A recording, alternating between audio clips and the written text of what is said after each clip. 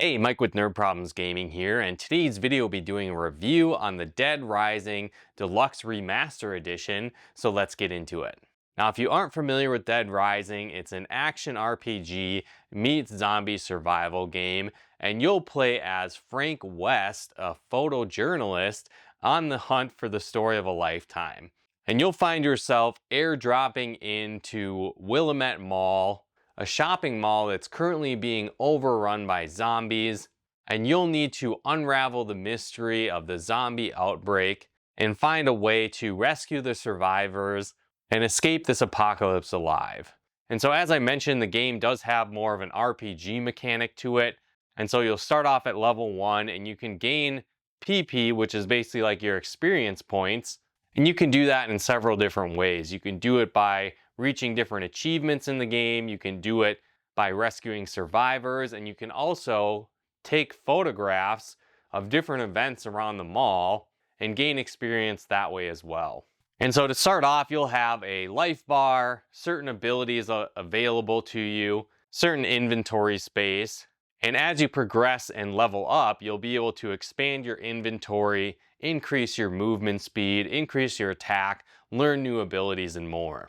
And so this is really fun to power up your character, to help you reach new areas, especially as many of the side quests and survivor events and even main storyline happen within 72 hours.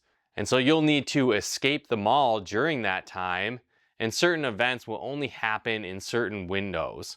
And so when you're first starting off, it can be difficult to find your way around the mall, find all the hidden areas, and find the survivors in time to rescue them all. Now, another neat thing is that when you die, you actually have the option to restart your game, but you'll carry over all of your progress experience-wise, so you might be a little bit faster, maybe stronger, and then you'll also have a better idea on the layout of the mall and when different survivor events might happen. And so this can allow you to eventually save all of the survivors throughout the story and to unlock the best ending in the game. Another fun element to the game is that you are in a shopping mall, so there's hundreds of items all over the mall that you can use to take out zombies and to help you survive.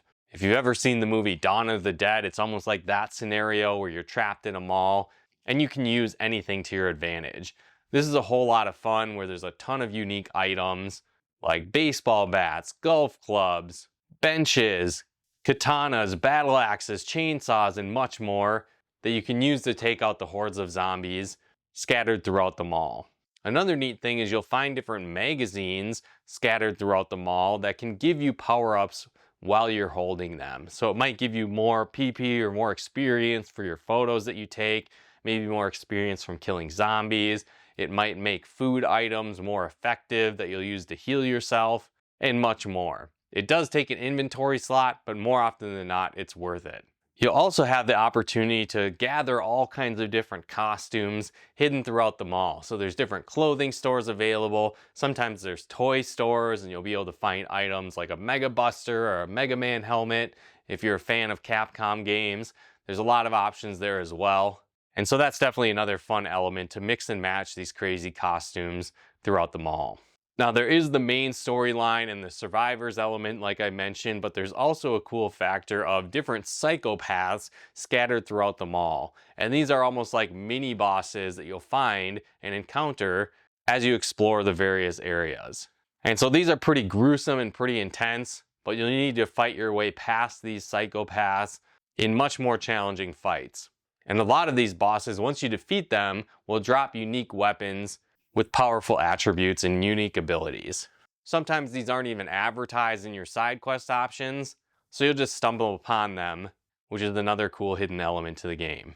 There's also the option to mix and match food items in blenders, which will give you a smoothie combination, which can unlock even more unique effects in addition to healing yourself.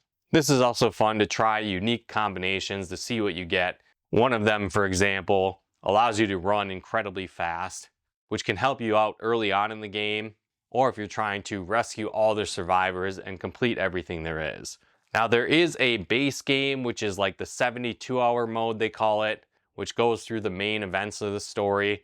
There's also an overtime mode, so after you've beat it for the first time, you have that option to kind of unlock that overtime mode or extra story to go along after the end of the base game. And there's even an infinite mode to the game as well. It does feature multiple endings depending on how successful you are at rescuing survivors or completing all the cases for your investigation. And so I think there's a lot of replay value to the game as well. This remastered edition also changes a few little things and adjusts some of the psychopaths, but overall it's really souped up graphics. This is one of my favorite zombie games ever, so to have this remastered version come out is a great opportunity to play it again and a great way for new players to experience it for the first time. If you like action RPGs, zombie games, survival games, this is a definite must play and I highly recommend it. But let me know what you think about this game. Have you played this game yet? Have you played the original? Are you looking forward to this remastered version? Let me know your thoughts in the comments below. And if you like this video, be sure to hit that like button as it really helps out the channel. And if you'd like to help support the channel, pick out content and more, consider becoming a patron of ours over at nerdproblemsgaming.com/Patreon. And another really cool way you can help support the channel is we actually partnered with a game store, Nutmeg Games. So if you like board games, Pokemon cards, Magic cards, Yu-Gi-Oh cards, and more, you can head to nutmeggames.com/nerdproblemsgaming or use our promo code nerdproblemsgaming at checkout. You'll get 10% off your order and help support the channel at the same time. So if you want to take advantage of that great discount, be sure to head there as well. And if you like videos like this on video games, board games, and everything nerdy, check out one of our other videos here. And if you haven't done so yet, be sure to subscribe and turn on the bell notifications to get the latest updates of new videos we put out. But once again, thanks for tuning in, and we'll talk to you more soon.